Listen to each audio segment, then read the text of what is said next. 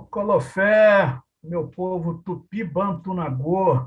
Eu sou Rogério Lazur e este é o MNG Live, aqui no canal do Minas Negras Gerais. Hoje com um timaço para debater sobre política e luta antirracistas. Que beleza! E aqui, para debater esse assunto, a gente conta com a presença da doutora Ivanda Nivaldetti, ela é advogada e conselheira do CONPIR, Conselho Municipal de Promoção da Igualdade Racial de Uberaba, Minas Gerais. Colofé, Ivanda. Muito obrigada, boa noite. Gostaria de agradecer a oportunidade de estar aqui com vocês, né? Mais cedo ainda a gente comentava um pouquinho do quanto nós somos privilegiados por estarmos aqui, né? Neste lugar de discussão e de renovo, né? De pensamento, porque a gente sabe que é sempre um momento de aprender. Então, eu agradeço a oportunidade e te devolvo a palavra. Maravilha. E a gente tem aqui também o ilustríssimo Eduardo Marinho, conhecido como filósofo das ruas, e é também artista plástico e ativista. Eduardo, boa noite. Boa noite, mano. Esse negócio de filósofos de rua foi inventado, né? É. Artista de rua há 40 anos. E fiz a matéria-prima do meu trabalho, eu fiz a realidade social. O que eu sinto, o que eu penso, o que eu vejo, eu coloco no meu trabalho. Né? Agora, para acrescentar o que a Ivana falou aqui, a gente tem o privilégio de ocupar esse espaço. E eu penso que num mundo tão sem direitos, cada privilégio é uma enorme responsabilidade coletiva. Entendeu? Então, a gente está aqui para servir ao coletivo, para adubar a mentalidade. E um abraço, agradeço o convite, passo a palavra. Nós agradecemos a presença.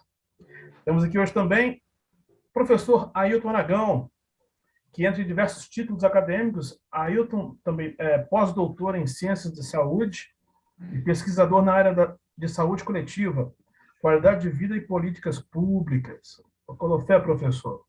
Axé, meu querido, axé, Ivana, Eduardo, prazer, satisfação em revê-los nesse espaço de encontro, de trocas, de crescimento coletivo, né? Pegando carona no que os colegas já disseram, esse privilégio, sobretudo para homens, mulheres, pretos, pretas, colocar na tela, né, na garganta, o que está um grito aí, é realmente uma de enorme responsabilidade, Eduardo, concordo com você. Vamos juntos, juntas.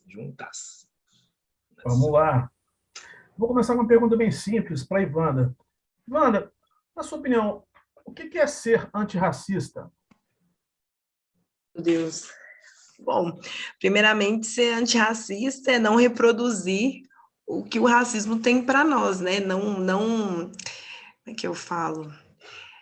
O sistema exige que nós negros sejamos todos iguais.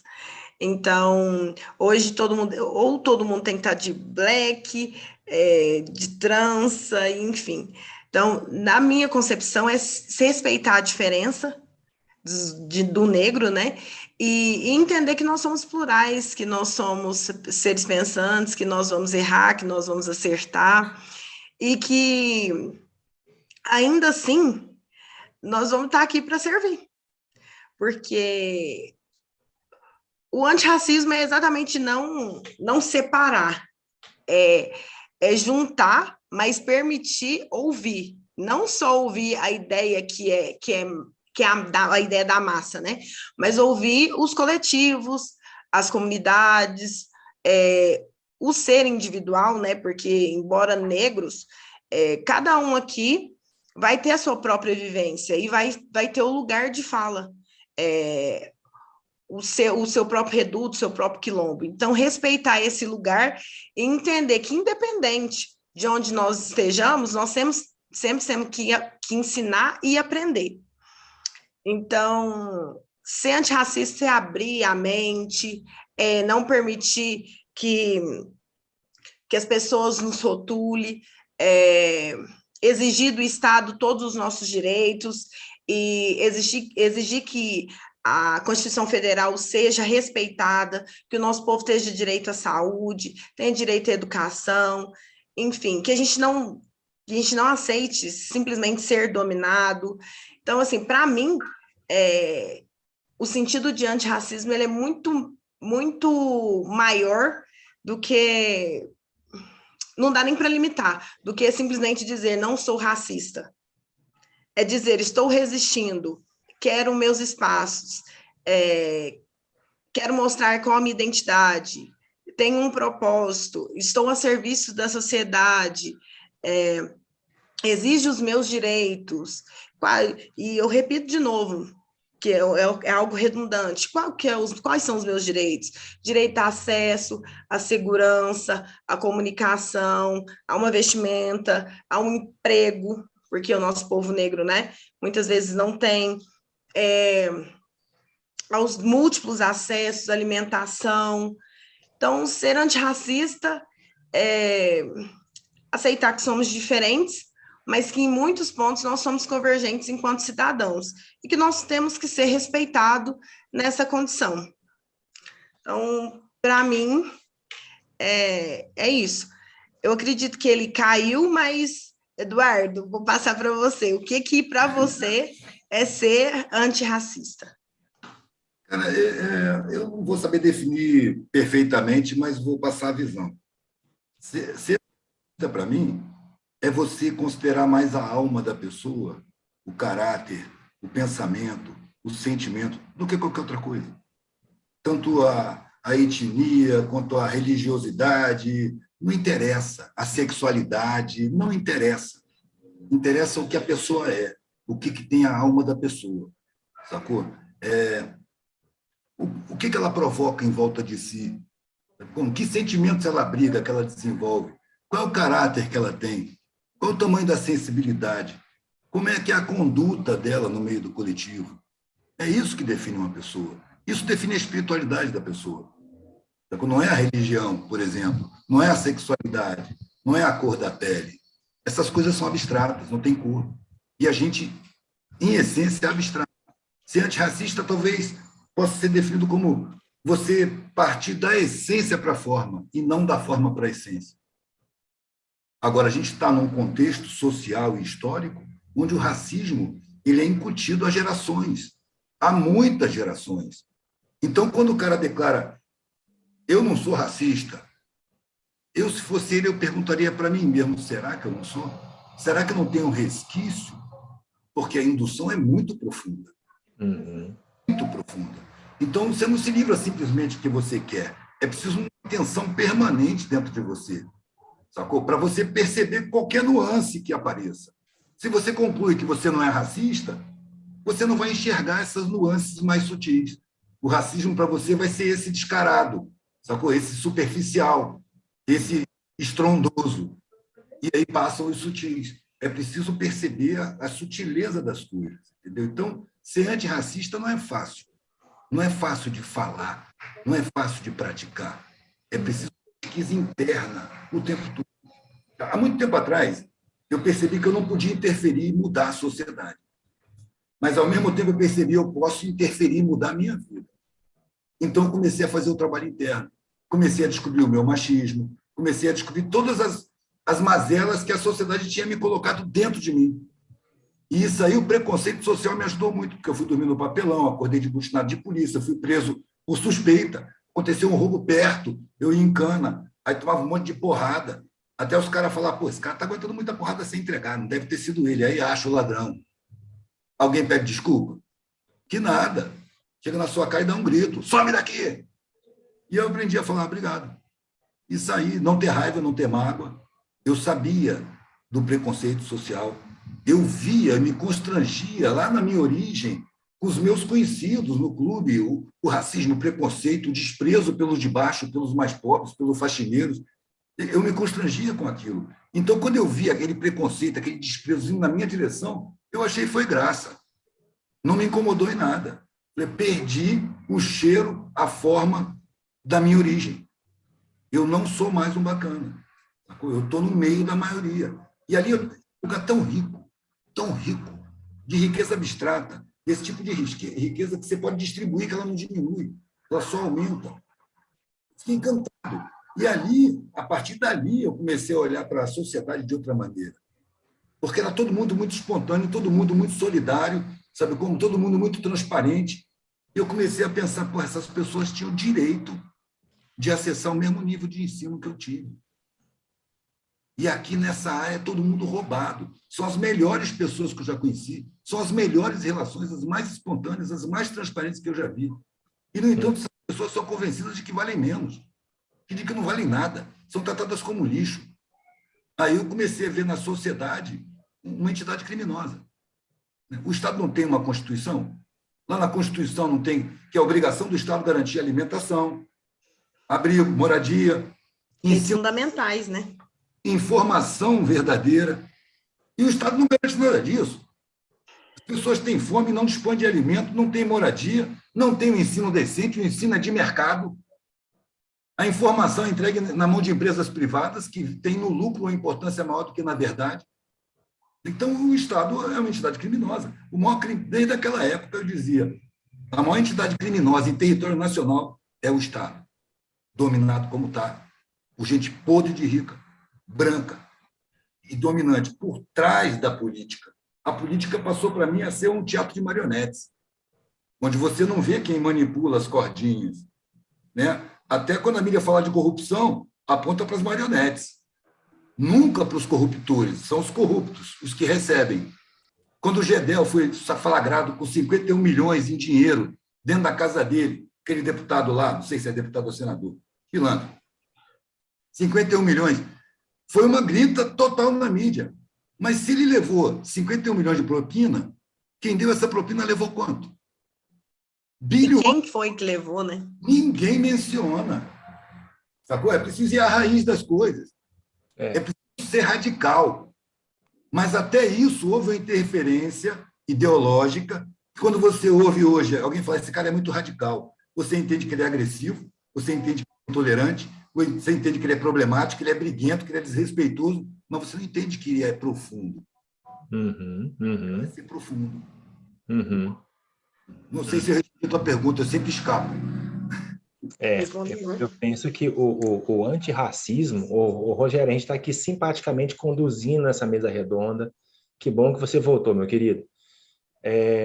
O antirracismo, e aí pegando a mote dessa mesa, né, desse encontro, que é a igualdade racial, eu fiz uma brincadeira, um jogo de palavras, né? O quê? Igualdade racial? Oi? Onde? E aí, aproveitando que eu tenho uma jurista, que uma operadora do direito, deveras negra, eu me permiti fazer um texto provocativo para mim mesmo, anteontem, Eduardo, espécie de um rompante, né? Sináptico. Aí eu pergunto para mim mesmo, se há controvérsias mesmo na igualdade jurídica de base burguesa e capitalista, há quando se trata de igualdade racial. Vê-se contradições históricas. Leis existem, Ivanda, resultam em movimentos da sociedade civil, movimentos sociais, das quais o Estatuto da Igualdade Racial, que eu vou falar um pouquinho mais lá embaixo, aparamento de arestas, cessões e concessões, que o Eduardo está chamando de marionetes, né, e condutores das cordinhas, né, e mesmo da tradição de povos. Sim, né, nós temos a tradição oral dos povos africanos. Instituição de leis é manifestação do Estado ou de seus representantes, sempre homens brancos, proprietários, Eduardo, positivando uma demanda histórica, sem, contudo, reparar as causas que seguem reproduzindo as desigualdades entre brancos, aqueles que outrora construíram as leis, e negros, os que deverão segui-las. Leis são relevantes, sim, são. Nelas estão contidos alguns desejos que transcendem a mera equiparação entre uns e outros, brancos e pretos, aqui, por exemplo, não é? Apontariam para uma sociedade outra, talvez um devir negro, usando a palavra aqui de um Deleuze em Guattari, alegre, cantante, dançante, acolhedor, rica em rituais e gastronomias.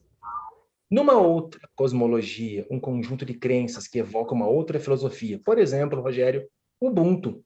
Por exemplo, Ubuntu, né? Uma sociedade sustentada, por exemplo, pelos pilares do respeito e da solidariedade de fato. Não aquele da Revolução Burguesa lá, né, na França, tão somente.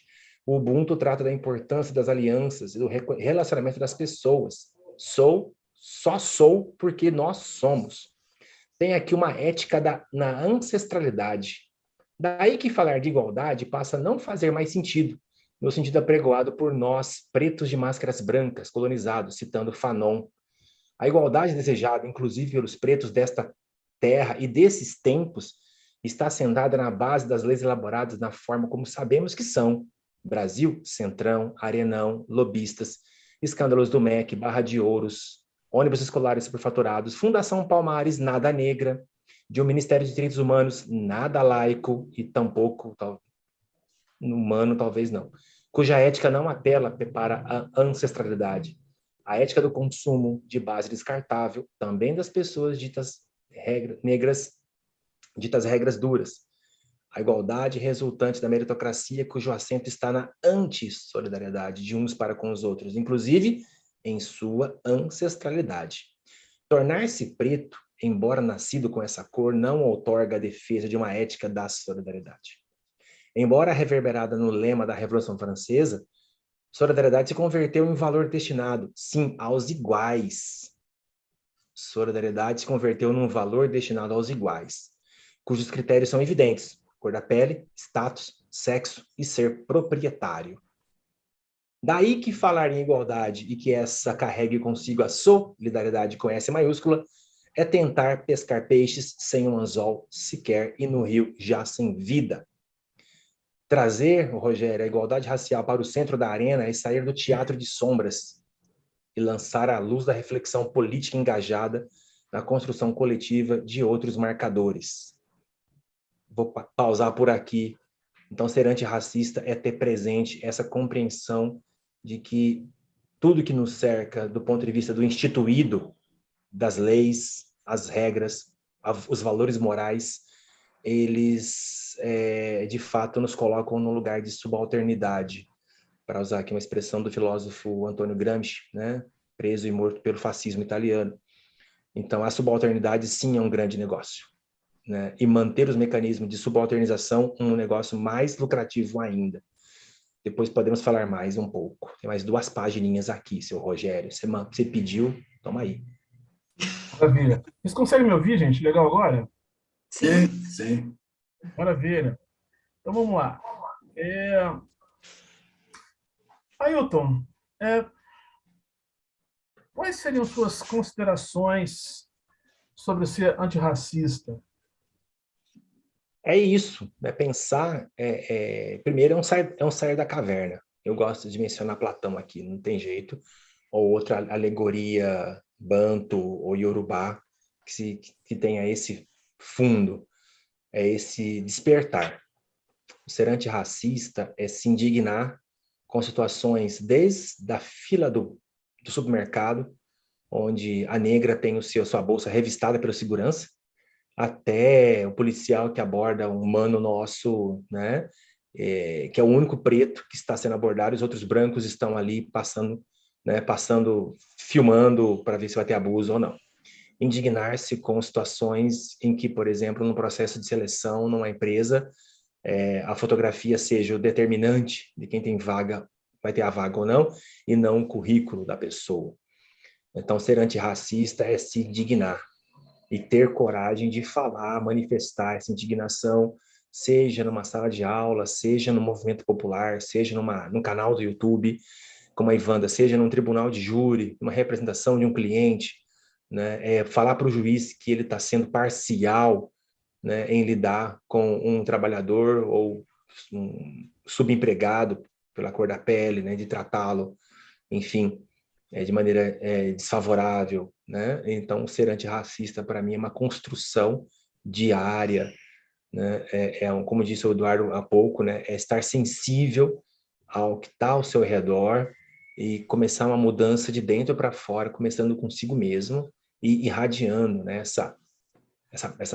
fazendo que os outros percebam essa mudança sua também. Perfeito. Exemplificando, né, amor? Claro, claro. Eduardo, você acredita que um dia, em algum futuro distante, né, a gente ainda vai ser um país menos racista? E só conseguiremos isso quando nós, negros, por exemplo, tivermos o poder econômico, político e midiático, ou existe um outro caminho? Velho, o Brasil não está isolado no mundo, né? Eu vejo os países se comportando de uma forma muito parecida com as pessoas. Qual foi o continente que menos recebeu vacina? Qual é o continente mais saqueado? Qual é o continente mais miserabilizado? É a África, mano.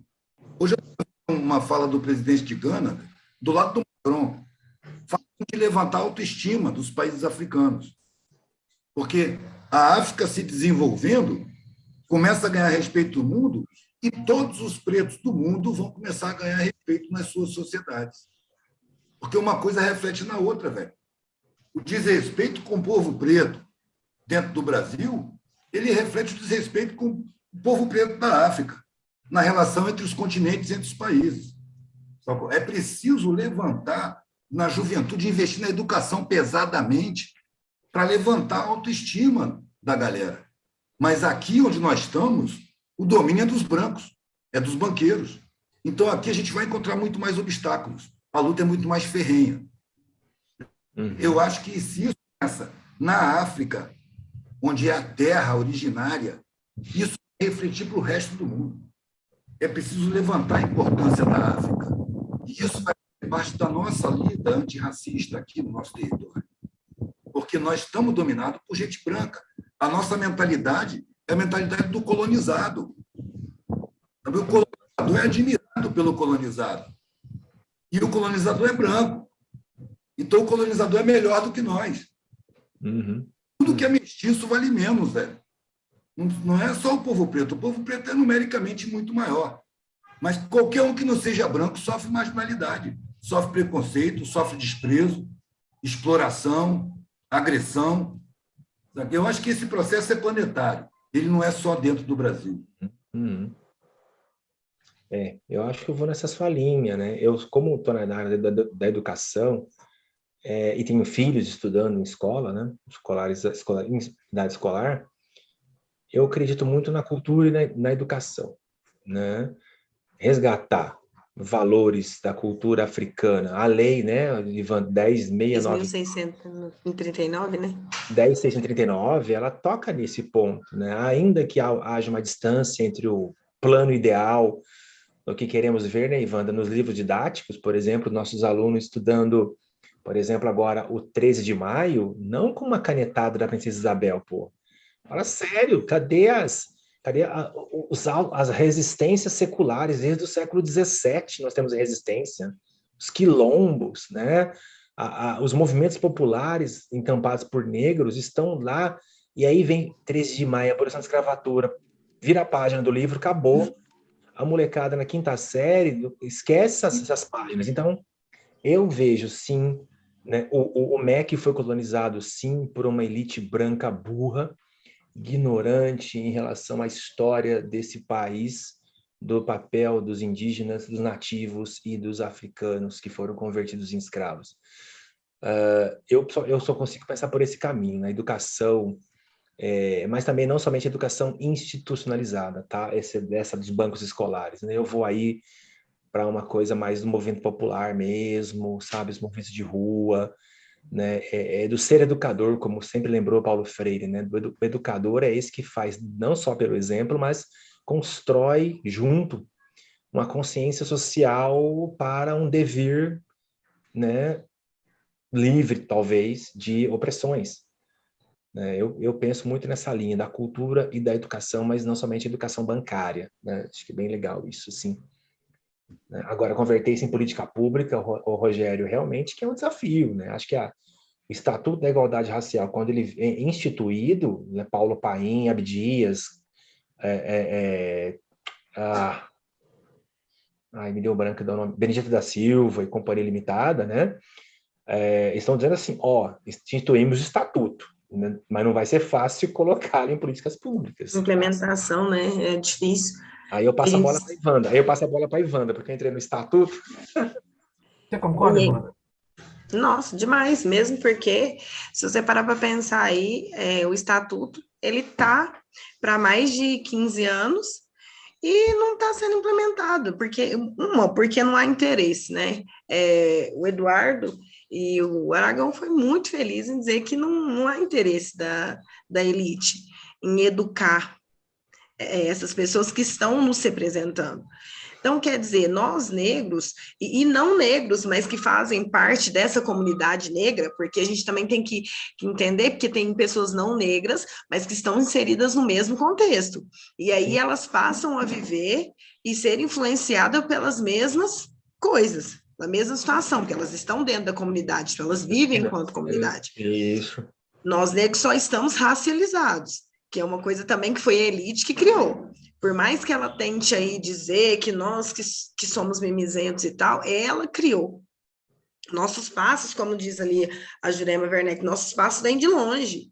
Nossos ancestrais é que traçaram caminhos para nós. Nós estamos aí nos movimentos sociais, nós estamos aí na sociedade civil, nós estamos organizados dentro dos quilombos, e nós estamos tentando resistir, nós criamos estratégias, e aí veio o Estatuto da Igualdade Racial para chancelar essas estratégias, mas quem é que está, como é que fala, tentando implementar isso aí? Somos nós, enquanto sociedade negra. E aqueles agentes políticos que deveriam estar cobrando essa implementação, cadê eles? Porque se não tem uma penalidade dentro do Estatuto, a gente sabe que não existe penalidade pelo descumprimento dele. Então, isso também inviabiliza a chancela dele, o cumprimento do que está ali descrito. Outra coisa, se a gente for pensar aí em racismo e injúria racial, nós percebemos que diuturnamente as pessoas sofrem racismo, são discriminadas pela raça, pela cor de pele, atingindo uma comunidade, mas tudo cai aí para a injúria racial. Por quê? Porque é um crime contra o patrimônio, porque vai pesar menos, porque vai só para o bolso. E aí a pessoa não vai... Isso. E aí, querendo ou não, tem um prazo. O prazo é pouco, a pena é detenção, a outra é reclusão. Então, o que acontece? Já vai para um outro âmbito. E aí tudo começa a partir do recurso. E aí quem que está... quem está fazendo cumprir essas leis? Um branco, geralmente. E aí, o que ele sabe sobre o que é sofrer racismo? O que ele sabe sobre ser excluído? O que ele sabe sobre não ter as políticas públicas implementadas dentro ali da sua comunidade, dentro ali do seu meio social? Nada. Porque, querendo ou não, são pessoas que viveram numa bolha isolada. Então, não tem nem como você cobrar, porque eu falo por Uberaba. Eu advogo aqui em Uberaba e 99% dos juízes são brancos. E são brancos que já vieram de uma elite. Então, o pensamento dele já é elitista. Então, para você cobrar que ele implemente políticas públicas ou que ele aceite minimamente que aquela pessoa está sendo discriminada pela própria instituição do judiciário, é dificílimo, quase que impossível. Porque aí, quando você, por exemplo... Vou citar um caso que aconteceu comigo aí, com um menino negro, pai negro, mas pastor dentro da igreja. O que acontece? Esse pai não paga a pensão. E aí o menino fez 18 anos, ele discutiu sobre exoneração. E a gente pode pensar, não, mas aí seria justo e tal. Mas o que é justo ou injusto? Sendo que esse menino estaria numa idade de poder estudar. Quando nós fomos questionar isso, a juíza simplesmente levou em consideração de que o pai estaria desempregado, sendo que ele era funcionário liberal, né? Porque pastor recebe seu salário dentro de uma igreja.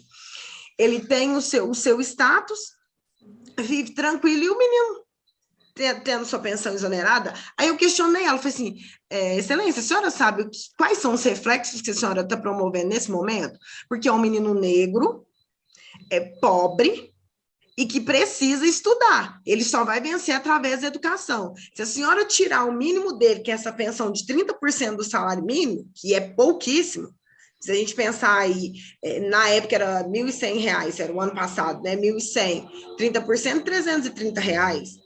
O que uma pessoa faz com 330? O menino já estava numa idade de ensino superior. Ele não conseguiu à época porque não tinha quem pagasse. E o pai não ajudava com a pensão. E aí, ela ainda assim bateu. E aí eu coloquei lá, falei assim, não, mas a senhora tá, além de ter falado, ainda coloquei na petição. A senhora está cometendo um racismo institucional e estrutural, a senhora está reproduzindo. Por quê? Porque a partir do momento que você tira dele o direito de ganhar o mínimo, a senhora tira a condição dele estudar, dele procurar algo. Ah, mas aí ele pode trabalhar. Não, ele pode, mas ele deve. O seu filho vai estar trabalhando com 18 anos? Porque o que a gente tem que pensar é isso. Você quer que o seu filho esteja trabalhando aos 18 anos? Não. E o seu salário é muito desigual. Então, assim, são coisas que a gente precisa pensar. Porque a lei está aí para ser cumprida. Mas quem são os agentes que vão cumprir? Uhum. Porque esses agentes não querem pensar com a nossa cabeça, né? Com a cabeça de quem está sofrendo. Eles querem pensar com uma cabeça pragmática, é isso e pronto. Uhum. E mesmo isso e pronto, não é cumprido, porque o Aragão acabou de falar aqui para nós, a questão da Lei 10.639, é algo básico, que já deveria estar sendo aplicado nas escolas. Por que é que não está sendo pensado as africanidades dentro das escolas? Porque não é de interesse da pessoa saber de onde ela veio, quais são as dificuldades que ela enfrentou, por que ela está aqui. Porque, assim, quando a gente vem falando, o Aragão já bem ilustrou isso, mas é bom sempre reforçar, né? Quando a gente vem falando da abolição da escravatura, a gente não tem que pensar que ela foi lá e assinou por nós, uma branca. Não, foi luta nossa. Nosso passo vem de longe, os nossos ancestrais lutaram por isso. A luta é ali ferrenha, é diuturna. Nós estamos brigando por isso. Depois disso, vieram outras leis. Veio o Estatuto da Igualdade Racial, que nós temos dificuldades de implementação, e isso porque a todo momento tentaram dizer que era inconstitucional, o que não é, já o Supremo, graças a Deus, decidiu que não é. Por quê? Porque só precisou criar uma lei específica porque não estava sendo seguida a Constituição Federal. Se ali no artigo 5º estivesse sendo cumprido, que onde nós falamos que nós todos somos iguais, perante a lei, sem distinção de natureza, cor, raça, enfim, nós não estaríamos nem discutindo essas questões. Você acha que o negro gostaria de estar discutindo as suas ausências nos lugares? Claro que não, nós gostaríamos de estar discutindo sobre recursos, sobre viagens, né? Explorar os melhores ambientes aqui do Brasil, nossa fauna, nossa flora. Nós gostaríamos de estar discutindo outras coisas, como bem disse o doutor Eduardo também, nós gostaríamos de estar seguros, simples assim. Ele não se sentiu seguro, mas pensa, ainda como homem branco, imagina nós, que somos pessoas negras, nas ruas, nos nossos ambientes, nos nossos quilombos, a todo momento nós somos questionados. E eu posso falar por mim, eu volto de novo por mim no exercício da minha profissão. Quantas e quantas vezes você percebe um olhar diferente de um juiz? Por quê? Porque eles não querem que a gente esteja ali. E isso a gente conquistou, esse espaço é nosso por direito. Ali são direitos fundamentais, são assegurados pela Constituição.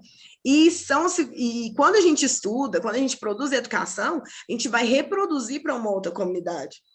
Por que é que eles não querem nos ter ali? Hoje, mais cedo também, eu estava conversando com um cliente, ele falou o seguinte,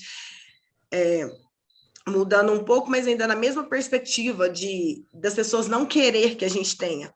Olha, o meu patrão se incomoda com eu vir dirigindo o meu carro.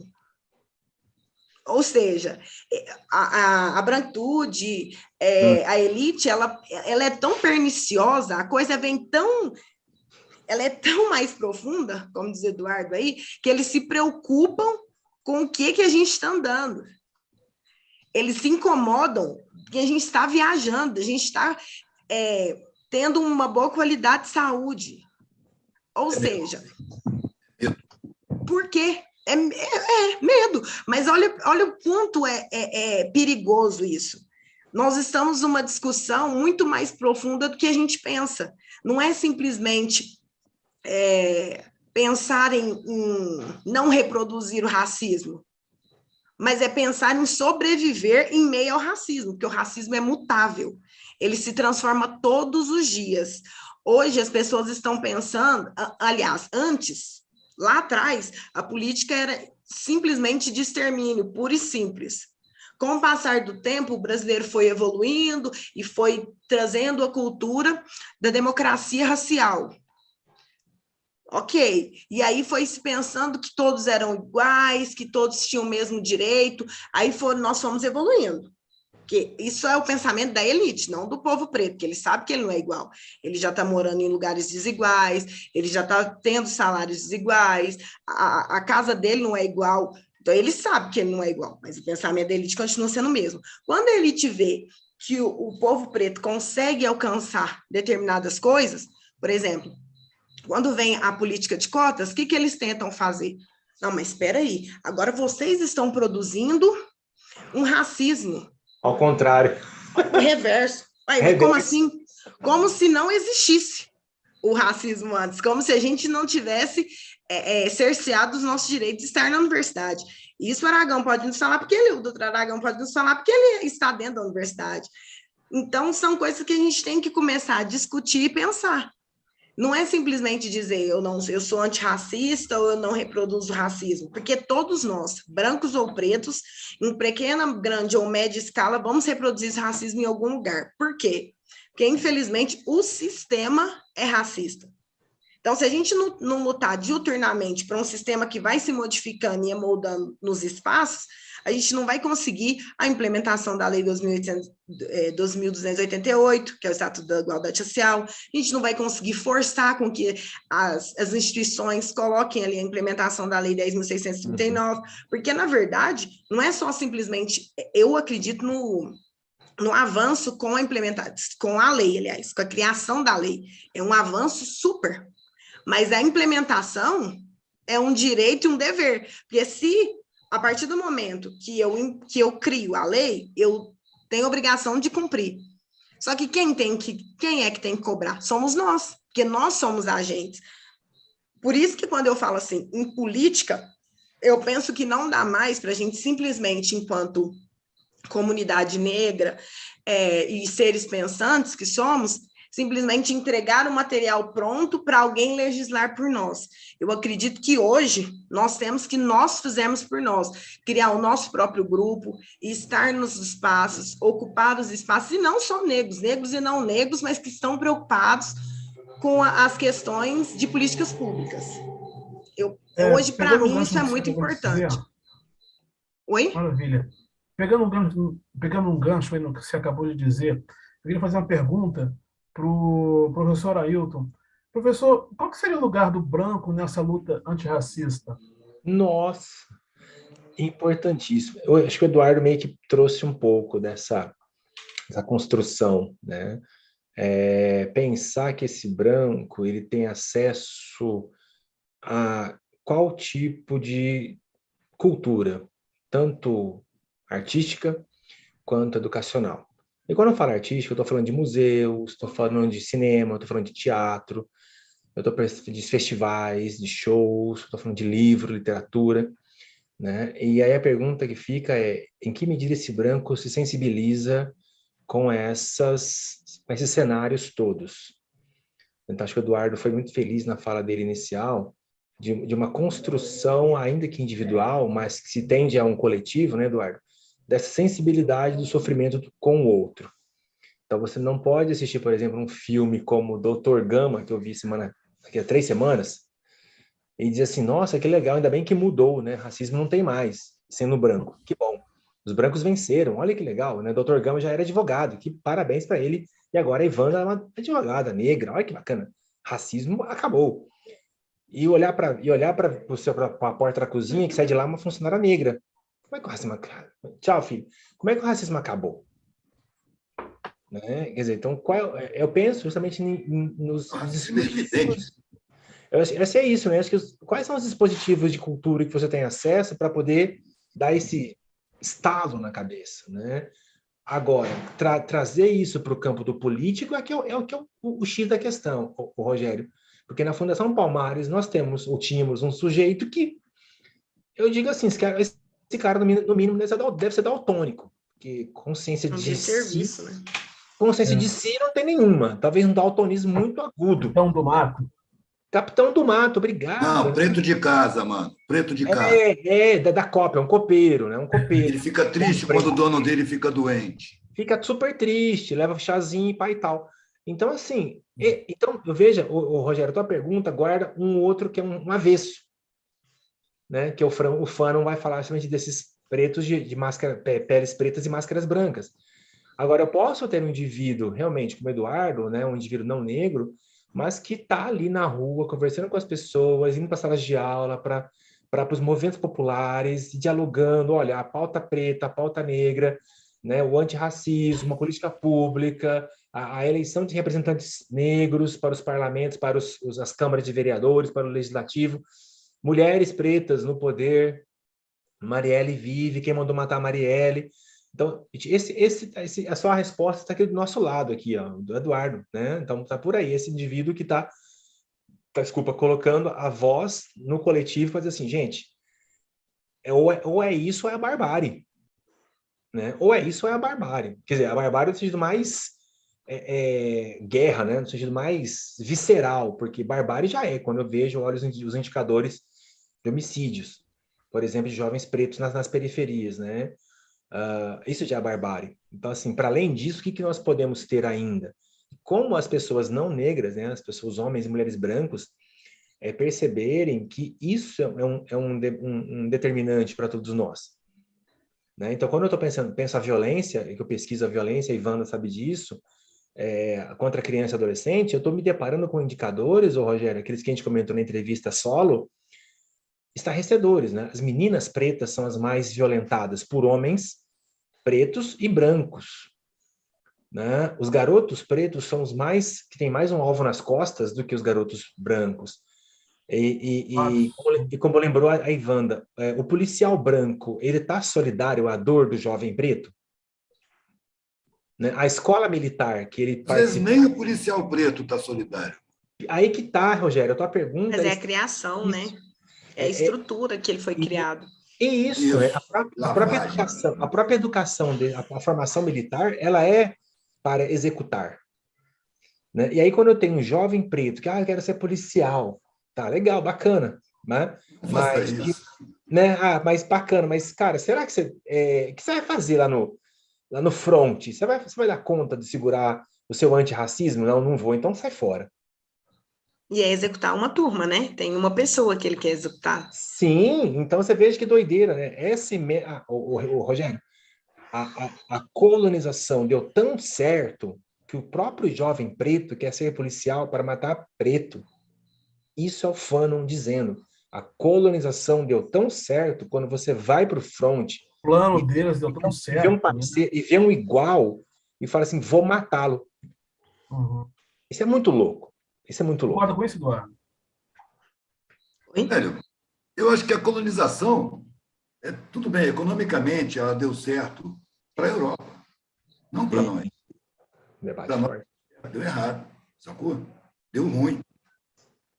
É preciso a gente pensar dentro. E também eu acho que não é que a elite não tem interesse na educação do povo preto. A elite tem interesse na ignorância do povo preto. Ela age nesse sentido. Não é que ela não liga, ela liga, e muito. Uhum. Ela tem como elemento vital para a manutenção dos seus privilégios a manutenção da ignorância, da desinformação, da alienação, da subalternidade. E age nesse sentido. Sim. Quando você consegue colocar uma lei que diminua essa injustiça, você vem com essa lei também um monte de barreiras para que essa lei não seja posta em prática. Uhum. É deturpada. Aí vem uma emenda, vem um projeto que bota uma frasezinha, muda uma vírgula e desumaniza novamente. Todo esse processo, para mim, é um processo de humanização. A gente vai se tornando mais humano e automaticamente menos racista. Ser humano, você não tem como admitir o racismo. Fico com muita pena, velho, é o desperdício enorme de talentos, de vocações. A sociedade perde como um todo, mano. Tanto menino que eu conheci, vocacionado, cada um do seu jeito, mano. Até para contabilidade. mas ele não é dado acesso. Não é que tem direito à educação, ele tem. Esse direito é negado pelo Estado. A gente não tem que adquirir os direitos, a gente tem que ter os direitos respeitados. Nós já temos o direito, ainda que não seja exercido. É direito. E o Estado, como organização criminosa que é, dominado por banqueiros e mega empresários, não cumpre sua lei máxima, sua Constituição. Por isso não merece respeito de ninguém. É aquela coisa que surgiu na pandemia, que eu já conheço há muito tempo, é nós por nós, não dá para contar com a instituição do Estado, não. De lá só vem peia, só vem atraso, só vem pau. É o que eu falei no comecinho, é desinstitucionalizar a política. Política, mano, onde tem coletividade, tem política. Política não é partido, mano. Política não é instituição. As instituições estão aí de fachada, porque o poder econômico está lá dentro das instituições, comprando consciências. Os legislativos são um mercado de consciências, mano. Quem paga mais leva a sua consciência para manter as coisas como estão. Para não deixar... Quanto vale um PL, né? Pois é, quanto vale o meu voto? Quanto vale um PL? É aquela coisa, parceiro, a evolução coletiva da humanidade é como a água. Ela desce e ela vai para o mar. Você pode fazer barreira, você pode fazer contenção, mas é temporário. Uma hora vai estourar essa barreira. Eu acho que esse processo está acontecendo. Estão se estourando barreiras. Essa nova oportunidade que a gente vai ter com um governo dito de esquerda, eu não gosto de falar essa expressão, porque esquerda é para são colonizada, não é? É referência a um parlamento de um país colonizador. Então, a gente fala direita e esquerda, a gente está sendo colonizado, inconscientemente. Eu falo em humanismo e empresarismo. Nós estamos numa sociedade empresarista e a gente quer tornar essa sociedade humanista. Enquanto empresarista, como os meios de produção estão na mão de brancos, ela é racista. Quando for humanista, aí vai ter espaço para o desenvolvimento humano. Aí não depende mais de forma, depende de conteúdo. A cidade interna de quem passa muita dificuldade, ele é muito maior do que de quem vive na facilidade. Daí o pavor da elite do empoderamento dos pretos, dos periféricos, dos pobres. Um dos motivos... Eles sabem que eles pensam, né? Sabe que eles têm... Sabe que pensa que é capaz e que é mais capaz do que eles. Tem mais garra, tem mais raça, tem mais sangue no sangue. E esse é o pavor da elite. Desde a Idade Média, velho. A elite sempre tem pavor do levante do povo. Da massa. O pesadelo deles é os camponeses entrando nos castelos de forcada assim para matar todo mundo. Por quê? Porque eles sabem muito bem o que eles fariam com quem fizesse com eles o que eles fazem com a maioria. Justamente, boa síntese. O pesadelo deles é a vingança da maioria, porque eles sabem que são os filhos da puta com a maioria. E eles dormem e acordam projetando que mecanismos de... Controlar a massa. Justamente. Até para se cercar de segurança, quem é que eles contratam, mano? É pobre, bota a arma na mão do pobre para defender ele dos outros pobres. Porque vão matar entre si, né? Mas é aquela ideia de Marx. As ideias que dominam são das classes que dominam, se a gente for parar para pensar. Esse aí é o conceito de ideologia. As ideias... Dominam também as comunicações, como dominam o modelo de escola. Você não vê a escola formar o ser humano para entrar em harmonia na coisa. Você vê a escola preparar competidores implacáveis para o mercado. É terrível. Passa na pauta. As comunicações também não caem na mão do povo. As comunicações ficam na mão de empresas. É isso que a gente tem que usar, esse governinho de esquerda aí, que abre os buraquinhos, e tem que chegar com o pé de cabra, mano, e acabar de arrombar. Sacou? E entrar e começar a se comunicar, parar de receber informação, começar a produzir informação. Isso eu estou vendo. Porque nós somos agentes políticos, né? Então a gente que tem que fazer a política, né? A política tem que vir de nós. A política não está enclausurada nas siglas, nos partidos nem nas instituições. Que exerce a política no dia a dia, no cotidiano, e tem que tomar consciência disso. E pouco a pouco eu estou vendo essa tomada. Agora eu vejo gente de favela sair com o celular, qualquer coisa que acontece, liga a câmera e sai filmando. Olha o que está acontecendo aqui. Esse é o princípio. E é sobre isso, né? Não Porque aí tem como defender. Essa corrente não vai ter quem segure. Pode botar a polícia, pode botar o que for. Essa corrente vai ter quem segure. Isso é água indo para o mar. Não tem o que contenha. comunicação ela veio para isso, né? Se você observar a internet hoje, ela é a instituição mais democrática, ao passo que muitas vezes também exclui, porque, né, todo mundo tem um acesso à internet de qualidade, mas ela hoje, ela inclui também muito, porque se a gente parar para pensar, estar aqui reunido seria muito difícil, porque cada um está em um lugar. Uhum. E outra coisa mais, né? Ter recurso, ganhar recurso com essa internet.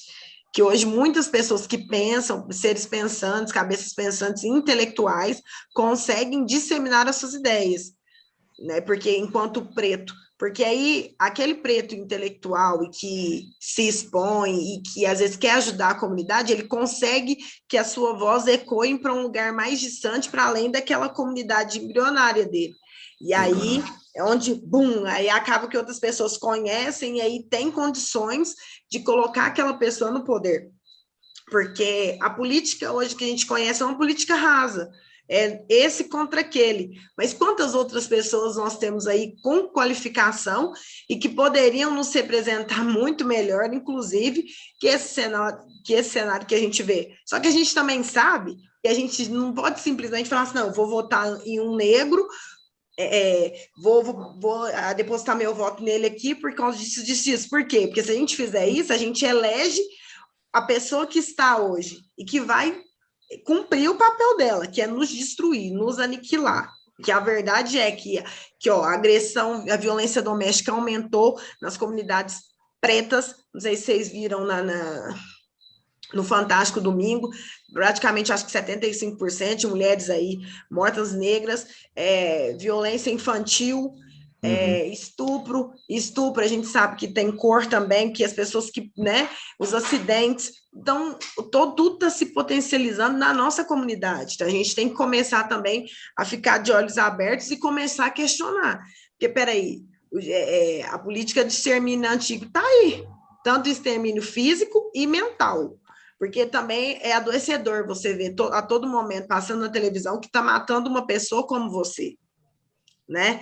E aí, quando a gente começa a ver coisas diferentes, por exemplo, a gente começa a ver pretos no cinema, em lugares diferentes, a gente tem que questionar e favorecer. Por exemplo, inclusive, eu vou até convidar vocês aí para poder ver aquele Medida Provisória. Eu não assisti ainda, lançou hoje, mas eu acho que é muito interessante a gente dar protagonismo para o negro, porque eu estava lendo uma matéria que eles falam que na primeira semana do filme, se ele não for valorizado, ele sai de cartaz. E é de um irmão nosso, Lázaro Ramos, aí, que trouxe um monte de pretos e um monte de gente periférica aí para poder falar sobre a comunidade. E o que o presidente fez? Já falou mal. Por quê? Porque ele acredita que aquilo ali não exprime a realidade. Né? Então, é melhor ele falar mal, viu? Se ele falar bem, a gente desconfia. Né? Elogio, não, e aí... de onde vem. Eu trouxe aqui uma síntese rapidinho sobre isso que vocês estão dizendo. Acho que houve um transmitimento de pensação aqui, né? Que o Estatuto da Igualdade Racial ele tem adversários nada ortodoxos em suas estratégias de jogar o jogo das políticas. Por exemplo, a reforma trabalhista de 2017, com Temer. A CLT foi dissolvida com o discurso de aumentar o emprego. A PEC 95, né? O congelamento, a reforma previdenciária. Destruição, mano, não é reforma. Isso não é reforma. Não, foi destruição, né? Foi a deforma, né? Foi a deforma. A mídia fala reforma. É uma deformação. O avanço do garimpo por aldeias indígenas e comunidades quilombolas. O fim do Ministério do Trabalho e a contratação de mão de obra sem garantias legais, o precariado, né? É um conceito novo da sociologia do trabalho internacional. Os desmontes do Ministério da Cidadania e esse Auxílio Brasil, que é só meritocracia. Quem já leu a íntegra das proposições que ele tem. O desmantelamento do Ministério da Cultura, sem comentários, de Regina Duarte e companhia, e agora esse outro doido lá. O escândalo do MEC, eu acho que é o último, né? O ouro, Bíblia e ônibus superfaturados. Impactos no acesso de crianças pretas, em sua maioria, à escolarização. Não estou nem discutindo a qualidade do ensino, é só o acesso. Né? E, por último aqui, a flexibilização do acesso, porte de armas de fogo para os CACs, colecionadores, atiradores e caçadores.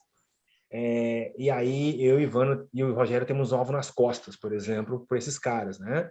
Você olhou feio para um cara branco desses, classe média, com... Ele vai te matar. Ele vai, né? Então, um professor meu, que está na USP hoje, na FEFELESH, ele também é pesquisador do tema da violência, e eu disse, olha, já está em curso, isso no ano retrasado, 2019, eu dizia, professor, já está em curso no Brasil a consolidação de uma milícia civil, né? Se votaram colocar a milícia militar lá no Planalto, agora, com todas esses desregramentos, digamos assim, do acesso ao porte de armas, já se constituiu a milícia civil.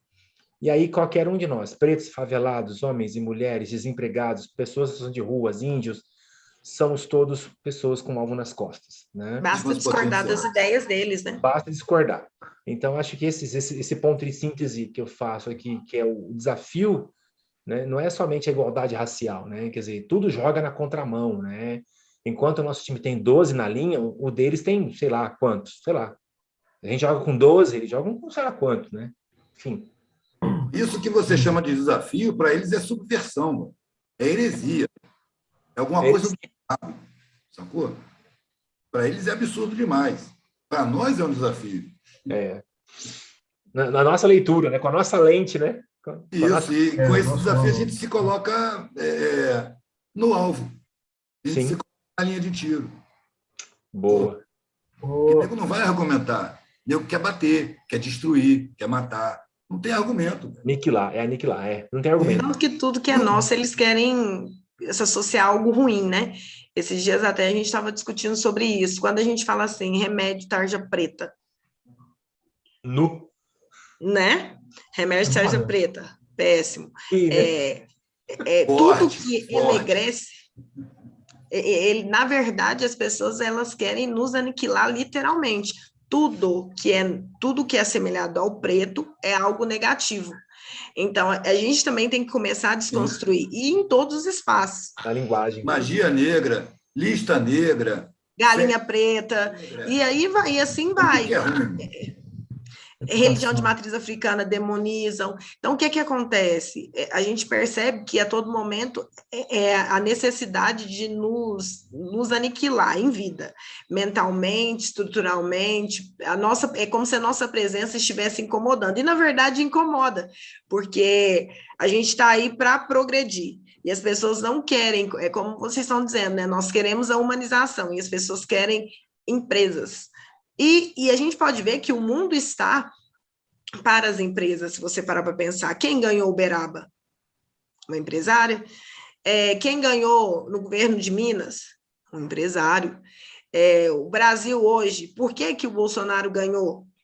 Pelo empresariado. Então, a gente tem que começar a questionar essas questões, porque quando eles colocam que... O Aragão foi muito feliz em falar aí, quando eles colocam que o emprego é muito importante, não sei o que, é uma romantização, porque, veja bem, é muito importante, não é? Só que por que não nos inserem? Olha para vocês verem, não sei se vocês estão acompanhando as votações na plenária aqui da Câmara Municipal de Uberaba. Foi pedido para que mandasse para o COMPIR, para o Conselho AF, para os nossos conselhos, quando uma empresa abre isso, porque essas empresas ganham território e elas têm contrapartidas. Foi pedido para uma vereadora, né, colocou em pauta para que eles mandassem para nós, para a gente ter acesso e para que o maior número de negros fosse inserido nesse mercado de trabalho, para tivesse assegurado. Você quis, porque eles não. Ou seja, por quê? Porque não é interessante. E aí, um dos vereadores, Fernando, gosto até de ilustrar, ele ainda achou um disparate, porque estaria onerando os empresários. Opa, pera lá, nós não estamos onerando nada. Nós queremos só exigir que o negro esteja inserido nos mecanismos de trabalho. Né? Porque se a gente não exigir dessa forma, a gente sabe como é que vai ser essas contratações. Essas contratações já têm raça, já tem cor, já tem gênero, né? A gente sabe como é que funciona. Então, a gente tem sim que exigir que isso aconteça. Mas aí, qual que é a discussão? Mas isso teria que vir do executivo. E aí, hoje, ele representa o executivo. Então, assim, a gente tem que começar a não aceitar essas coisas. porque o preto não está inserido em mecanismos de trabalho. E quando nós falamos em doação, o município está doando valores expressivos, altíssimos, são milhões de reais, para vir aí 24 empregos. E para esses 24 empregos ser só para famílias brancas e de classe média, aí é inaceitável, porque aí... E o negro? Aí nós não estamos pensando em políticas públicas, nós estamos pensando em, mais uma vez, racializar a mão de obra e colocar o negro mais uma vez na subalternidade, porque aí onde o negro vai arrumar um emprego? Não, porque aí quando estiver construindo lá, nós vamos chamar o serviçal, servente do pedreiro ou auxiliar do servente preto. Quando construir, não, agora nós vamos contratar o gestor, tem que ser branco. E aí isso não é falado diretamente, mas isso é incutido indiretamente, porque aí quando você entra dentro da empresa, quando você chega numa sala de discussão e você senta ali, você olha para o lado, não tem ninguém. E aí, quando você vai abrir a boca, você é do meio externo e abre a boca, eles ainda falam assim, não, mas eu até tenho um parente branco, preto, o meu bisavô, não sei o quê. Não, mas espera aí, nós não estamos discutindo isso agora. Nós estamos querendo implementação dos nossos trabalhos. O que você tem na sua família é problema seu. Nós queremos aqui carteira assinada, né? Então, assim, para mim é revoltante por conta disso. A gente sabe que é algo muito, muito mais profundo e que a gente não está conseguindo acessar. Claro que a gente teve avanço, a gente não pode deixar de dizer que tivemos, mas ainda é muito pouco perto do tamanho da população brasileira que nós temos e perto da força que nós não estamos exercendo, mas se nós temos. Porque se todos os pretos e pretas começassem a exigir o que é seu de direito, nós estaríamos muito além. Mas aí vem um Sérgio Camargo e faz o que fez. Aí vem um outro lá que virou deputado, que é praticamente segurança do Bolsonaro. Aí é inaceitável. Aí a gente tem que começar... Aí é realmente revoltante. Mas aí qual é a escolaridade que é dada aos pretos? Justamente. Tem o nome de escolaridade. Não estão instruídos. Qual é a informação que eles têm acesso? Nenhuma, tudo deturpado. Como é que vai se defender dessa maneira? Você não tem armamento crítico. Mas é por isso que a gente tem que exigir que tenha, né? Tem que correr atrás. Tem que correr atrás. Eu sou suspeito para falar dessa parada de emprego, porque eu tinha 19 anos quando eu falei, na minha vida não vai ter patrão. Eu trabalhei numa empresa de captura e criação de lagosta. Olha só, o patrão era angolano. Ele era um preto, claro, parecendo um árabe, assim, mas de uma arrogância, gritador. Quando eu saí dali, eu mandei ele falar baixo comigo, ele me despediu. Quando eu saí dali, eu falei, na minha vida não vai ter duas coisas, patrão e empregado, chefe e chefiado, superior e subordinado. Minha vida não vai ter isso. Vou dar meu jeito, mas não vai ter essas coisas na minha vida. Se eu tivesse que propor alguma coisa coletiva, eu proporia cooperativas. Junta aí um grupo, trabalha todo mundo na especialidade, seja pedreiro, seja o que for, e divide tudo igual. Sem chefe, sem comandado, fraterno. Eu acho que esse é o sistema do futuro. Pode crer. Mas a gente tem que pensar outras questões, porque, por exemplo, eu concordo e é algo assim, mas assim, Eduardo, você até comentou com a gente que você veio de um outro lugar, você veio de Melite e você, querendo ou não, é branco. Então, a gente também tem que pensar, é um outro lugar de fala, porque os nossos ainda estão brigando por alimentação e não conseguem abrir empresa. Não é fácil abrir empresa assim.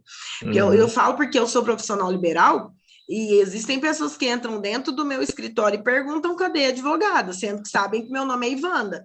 Eu já passei por muitos desafios, eu já fui discriminada por juízes. Então, assim, tem momentos que você está tranquilo, você consegue responder. Em outros momentos a gente não consegue, e é gritante a diferença, porque assim, imagina, eu chego dentro de uma sala de audiência, geralmente sou só eu e, quanto negra, sou só eu, e aí isso eu falo numa vara civil e tal, agora quando você vai para um criminal, quem é a outra pessoa negra? O réu. Então quer dizer, Aí a gente está discutindo uma outra questão. E por que que esse réu é preto? Porque esse réu não teve um monte de oportunidade lá atrás, porque você ainda pôde, querendo ou não, ainda teve como escolher, falar assim, não, eu vou ser, eu vou trabalhar por conta, eu vou falar X, mas a maioria não tem essa escolha. Mas então, foi na calçada. Por conta foi na calçada, não tinha formação nenhuma, nem tenho. Teve hora que você me chamou de doutor, aí eu falei, caraca, nunca me chamaram de doutor. Não tem nem qualificação acadêmica. Eu fui aprender artesanato, aprendi a fazer pão integral, depois sapato, pirogravura, macramê, sempre vendendo na rua. Mas eu falo assim, o que acontece? Quando mas eu fui ao júri, eu fui discriminado no júri. Eu perdi moral. Não pude criar uma filha minha, velho. Fui alienado pelo juiz. Porque eu ia com a roupa suja de tinta para o tribunal. Eu não tinha noção de como é importante você ir chique. Sacou? A mãe da criança ia de coque, toda maquiada. Contava um monte de mentira. A minha advogada tinha raiva de mim. Era a Defensoria Pública. Teve uma hora que eu inclinei para ela e falei assim, vem cá, não tem que provar o que ela está falando, ela está mentindo, isso é tudo mentira. A mulher até se afastou de mim. Falei, não, nesse caso você que tem que provar a sua inocência. Falei, caraca, eu estou fodido. A advogada está com raiva de mim. Depois é que alguém me explicou, velho, você ia com a roupa da oficina para lá? Eu ia, velho, por que não? Porque lá não pode. Mas é um ambiente totalmente elitizado. De acordo com a sociedade que eu vivo. Uhum. A forma vale mais que o conteúdo. Você não vale pela sua alma, você não vale pelo seu caráter, você não vale pela sua sensibilidade, você não vale pela sua vocação, você vale pelo seu aspecto. Mas se você colocar uma roupa chique, você ainda é aceito. Talvez, eu posso colocar a roupa que eu quiser. Eu continuo sendo negra e eu posso colocar a roupa que eu quiser. Eu posso estar vestida de Calvin Klein, não interessa. Ali, eu sempre vou ser uma... É sério, porque é desesperador. Eu falo assim, eu converso com a minha mãe de vez em quando, eu falo assim, gente, é desesperador, porque você percebe que eu posso fazer o que for, eu posso ter o dinheiro que for, posso estar no carro que for, que não vai mudar. Aí você percebe assim, que não é só comigo. Esses dias para trás, uns anos atrás, a Naomi Campbell foi excluída aí de entrar dentro de um hotel de luxo. Ó, pra você ver, Naomi Campbell, uma das maiores modelos do mundo. Então, a gente só por ser negro, querendo ou não, eu entendo o que você está nos dizendo, eu concordo, mas eu digo assim, quando você vai falar do negro, isso ainda é potencializado, porque você ainda tinha a prerrogativa de, vamos supor, na cabeça deles, tomar um banho e colocar uma roupa de marca. Eu não. Entendeu? Sim, claro. Aí você está falando do resquício escravista. Está na genética da sociedade. Está muito arraigado. Eduardo, quando eu passei no concurso na Federal, né? Eu fui todo pimpão, assim, comemorar com um coordenador que eu tinha numa outra faculdade que eu trabalhava. Faltou a luz aqui, viu? Eita! Isso cai a internet. Ele se perguntou assim, tem cotas agora? É chuva. É a chuva. Olha então, só, nem sou tão branco assim. Que parecendo um fantasma aí, ó. Então, Eduardo, ele perguntou assim se tinha cotas para concurso, né? Porque eu tinha passado na Federal. Aí aquilo eu falei, olha, então vamos comparar meu currículo com o seu. Aí ele ficou meio sem graça, né? Vamos comparar o meu Lattes com o seu. Que você, em 10 anos nessa instituição, o que você fez não chega aos pés do que eu fiz em 6. Então, isso me colocou no concurso federal. Você vai ficar aqui, vai aposentar aqui, você vai amargar aqui. Quando ele falou isso, assim, eu respondi isso, Evanda, mas já aconteceu essa situação outra vez, mas cala fundo, né? A gente, quando é alvo desse tipo de trocadilho, de piada, de mau gosto, nos cala fundo. Eu ainda consegui responder alguma coisa ali no nível do acadêmico, né? Mas depois, sabe quando aquela coisa fica te provocando, assim, cara, que esse cara quis dizer? Mal, né? Muito mal, é de um aviltamento, é de uma violência colonizante, né? É aquilo que você falou agora mesmo, Eduardo, do medo, né? Tipo assim, por que ele passou e eu não passei? Por que eu não me expus a um concurso público e ele se expôs? Né? O que nos diferencia de fato? É só o acadêmico, é o cognitivo, é o currículo, o que é? Embora não tivesse ainda naquela época cotas para concurso público, né? E foi antes, Ivana, foi em 2009 o concurso. O estatuto veio em 2010. E mesmo assim gerou um pau, né, uma briga mesmo para equalizar as vagas de concurso público para negros, né, e quilombolas depois.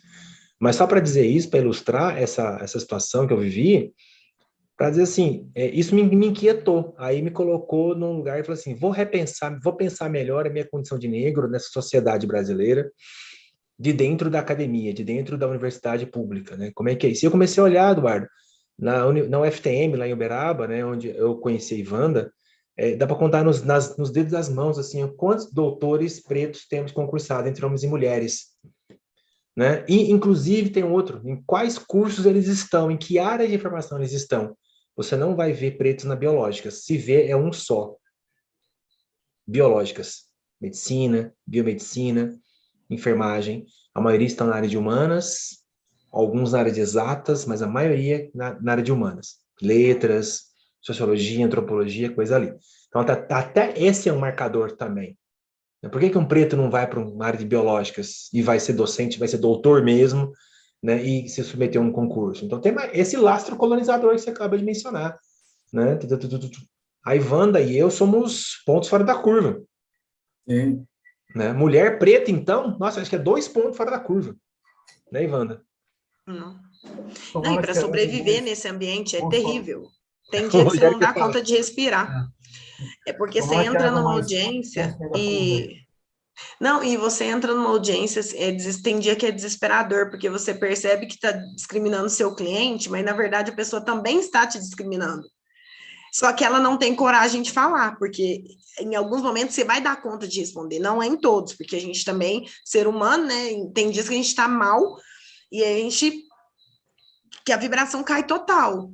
Igual o dia que eu tô contando aqui para vocês, que eu estive numa audiência e o juiz olhou para minha cara, cliente é homem, vocês têm noção, a pessoa que estava sendo julgada era homem, eu cheguei, a outra pessoa era um defensor público, logo ele conheceria da cidade dele, então não tinha como.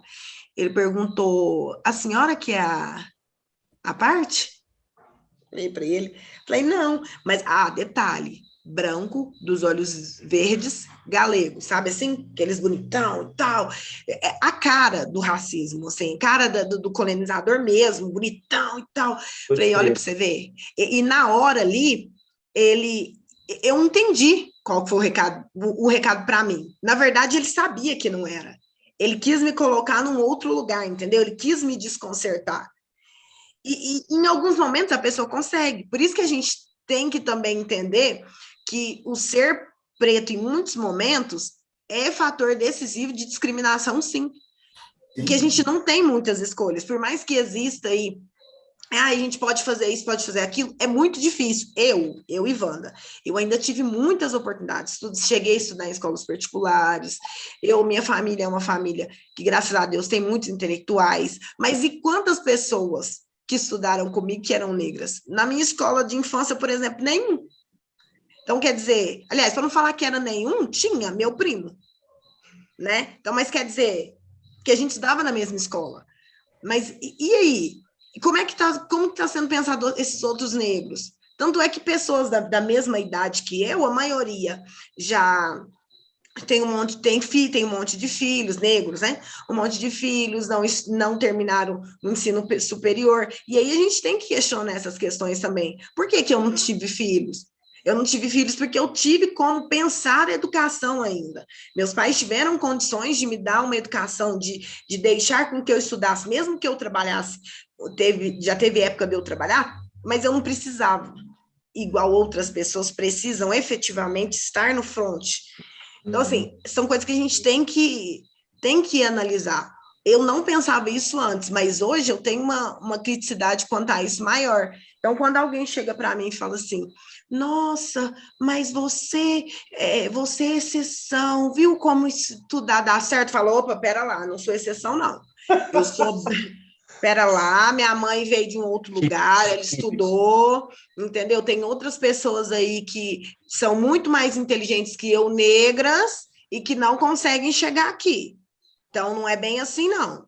Que a gente tem que levantar essa crítica, porque senão fica parecendo que eu sou a especial, e não sou. Tem outras pessoas que são tão boas quanto eu, ou até melhores, que não chegaram aqui porque não tiveram oportunidades. E oportunidade, a gente pensa assim que é simples, não é. Porque às vezes ir para a escola, ter a condição de comer merenda, ter o lanche, é exceção. Tem gente que não tem. Minha mãe foi diretora de escola há muitos anos. Eu me lembro de crianças que saíam, chegava na escola às 6 horas da manhã, saíam da escola às 6 horas da tarde. No outro dia, ela voltava com a mesma roupa que ela tinha saído da escola e sem alimentação. Ou seja, essa criança, e geralmente eram crianças negras. Ou seja, o que você espera de uma criança dessa que está passando fome dentro da casa dela? Para onde ela vai? Se ela está durante a semana inteira, imagina isso no final de semana, como que ela é tratada? E aí as pessoas querem esperar algo muito expressivo. E aí uma criança dessa, por exemplo, chega aos 10 anos e comete um assalto, aí você pensa, mas onde eu errei? Não é que eu errei.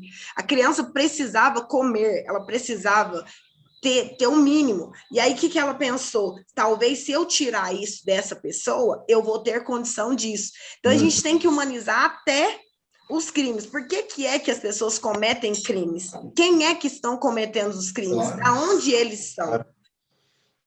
Gente, olha só. Criminosos, igualmente. Dentro da massa carcerária, nós estamos com 800 mil presos, né, no sistema carcerário. Se você fizer um estudo da origem de cada preso, você vai encontrar crimes de Estado em 99% dos casos. Sim. Na infância, a pessoa sofre crime de Estado. E na infância, durante a adolescência, na juventude, sofreu crime de Estado. Percebeu que não tem entrada. Percebeu que não tem condições de evoluir socialmente, de mudar de classe, de subir na vida. Não tem condições pelas vias normais. Mas o crime está ali, convidando. Vem que você vai ter riqueza. E a publicidade massacrante, que é ideológica, te convence que se você não tiver coisas caras, você não vale nada. Você quer botar um colar de ouro, você quer botar uma roupa de marca, e a sociedade te proíbe de fazer isso economicamente. O crime está ali. Aí vem os empresários do crime organizado, que usa a juventude preta como bucha. São funcionários que não têm direito trabalhista, que se morrer tem outro na miséria ali que vai ocupar, doido para ocupar o espaço dele. São os piores empresários. E estão fechados com os bancos, com os governos, com as elites locais. Aparece na coluna social como benemerente. O cara ajuda orfanato, ajuda aquilo, aparece como bom e é um empresário que fala russo, fala hebraico, fala inglês, fala sueco para encomendar armas lá no exterior, usa o sistema financeiro para pagar com aquelas curvas todas que o dinheiro perde a origem. Ninguém de periferia tem condição de fazer uma coisa dessa. Não faz. Então, os empresários do crime estão aí, alimentando esse sistema e se servindo dele, das vidas dos periféricos. Gente, estou com uma pergunta aqui. Do Estado. Eu queria pegar um pouco da opinião de vocês aí. O professor Silvio de Almeida, numa entrevista à Roda Viva, TV Cultura, em 2020, ele disse assim, abre aspas, a ideia da luta antirracista não é simplesmente para reforçar as raças, mas para superá-las como uma forma de classificação dos indivíduos. A raça tem que ser superada, mas, para ser superada, há que se reconhecer que o racismo é capaz de fazer na vida das pessoas o mal que o racismo causa como o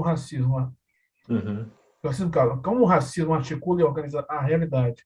A ideia é a superação do racismo. Eu vou perguntar para o Eduardo, só seremos uma sociedade evoluída quando deixarmos de classificar os indivíduos por raças? Rapaz, eu acho que isso aí é o primeiro passo. Eu não tenho a concepção de uma sociedade evoluída. Eu tenho a concepção de uma sociedade menos primitiva. Porque a gente é primitivo demais. O caminho evolutivo não tem chegada, mano. É permanente. Eu sinto, inclusive, agora você pode dizer que eu sou alucinado. Eu sinto que nós estamos chegando como humanidade num ponto em que a gente vai começar a se relacionar com outras humanidades planetárias. Né? No princípio, Acredito nisso. Céu e terra.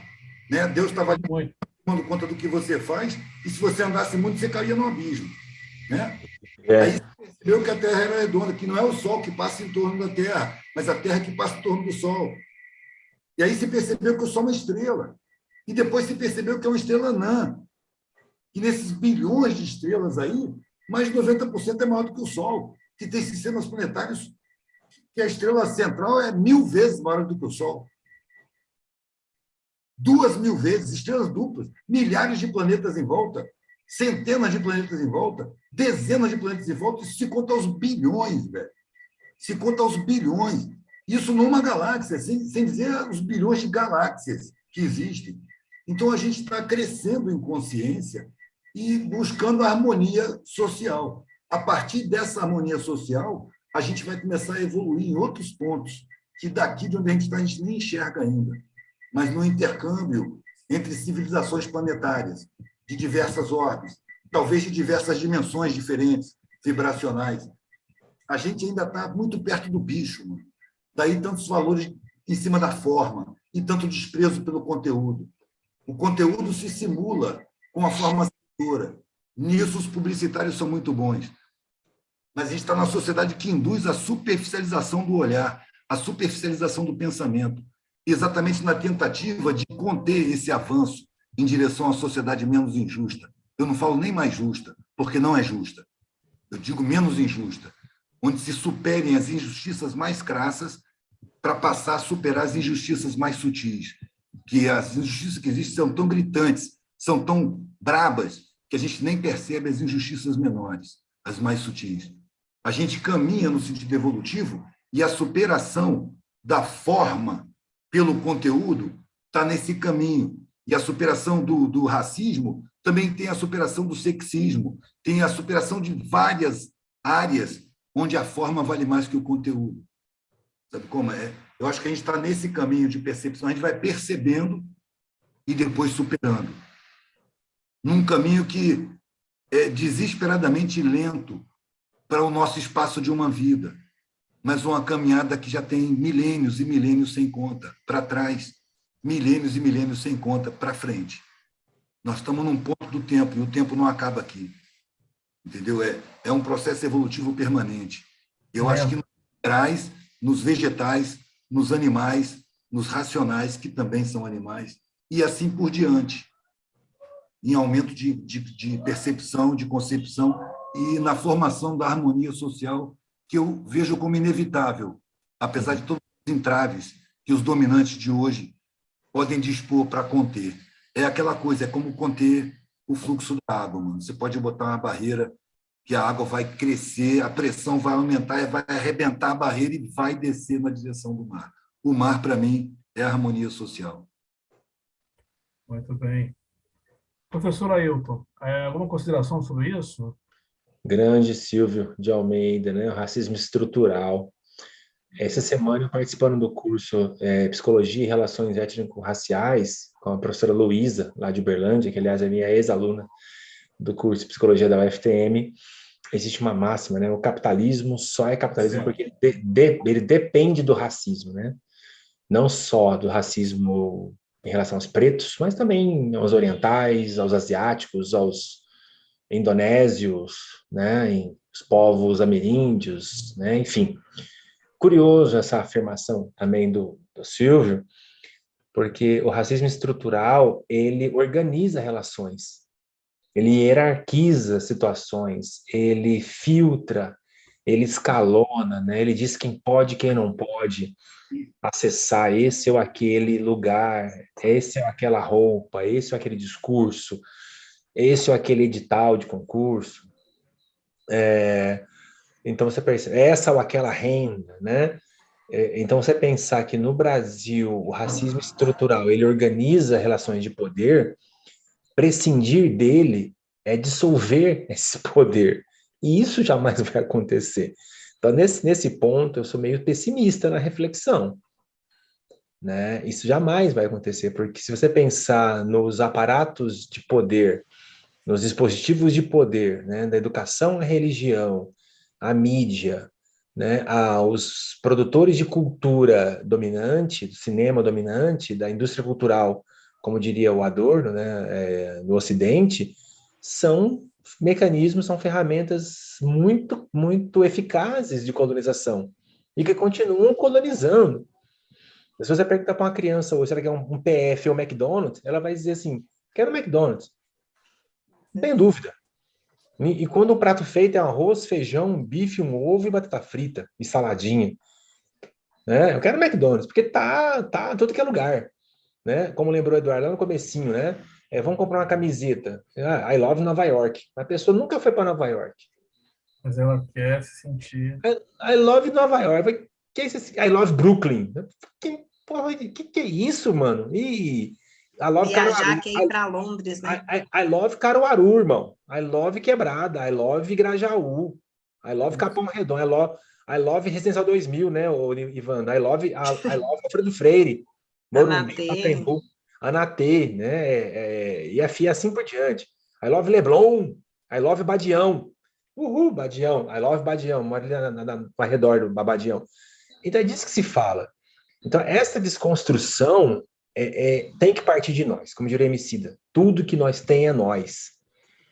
Esse encontro mostra essa potência. Se a gente não se juntar naquilo que nos identifica, para além da cor da pele, mas os valores, os projetos, as demandas, as inquietações, as angústias, aí a casa realmente caiu.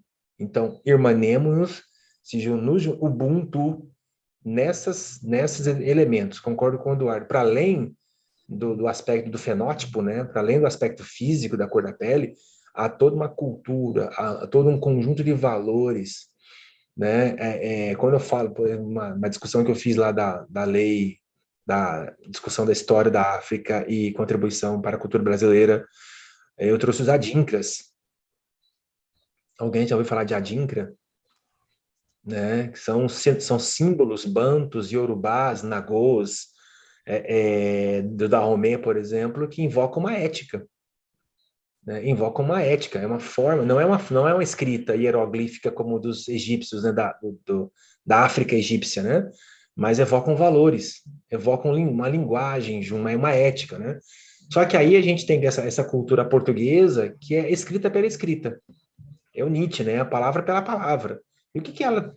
Vamos na genealogia. O que ela evoca? Que valores ela traz? Se a gente não conseguir compartilhar esses valores, eu concordo com o Eduardo, vai manter esse estado de coisas. Né? E os indicadores do SUS ao SUAS, as salas de júri da Ivanda, as minhas salas de aula. Então vai estar esse cenário aí, né? Lá com a Ivanda, um monte de preto sendo condenado. No seu caso, Eduardo, um monte de morador de pessoas em situação de rua preta lá. E no meu caso, na universidade, um monte de branco dando aula comigo. Esse é o estado de coisas. Né? Esse é o estado colonizador. Questionando a todo momento, né, a sua existência ali, porque, querendo ou não, a pessoa se acha muito mais inteligente em alguns momentos pela formação que as pessoas colocam, né? A dominação é tão grande que a pessoa já entra na universidade achando que um doutor, um pós-doutor, é inferior a ela simplesmente pela política de racialização. Então você percebe que o Silvio está muito correto, que o racismo estrutural ele só sobrevive, subsiste por essas relações. Então existe uma coisa de confiança, né? Eu vou encontrar um preto, uma preta para ser doméstico ali na esquina. Ó. Posso demitir quantos for, vai ter um monte ali. O Eduardo fala do crime organizado, do tráfico, mesma coisa. Então da doméstica a o crime organizado. Lembrar que o senhor Jair ele foi contra a lei das domésticas. E as domésticas são pretas. A maioria delas são diaristas pretas.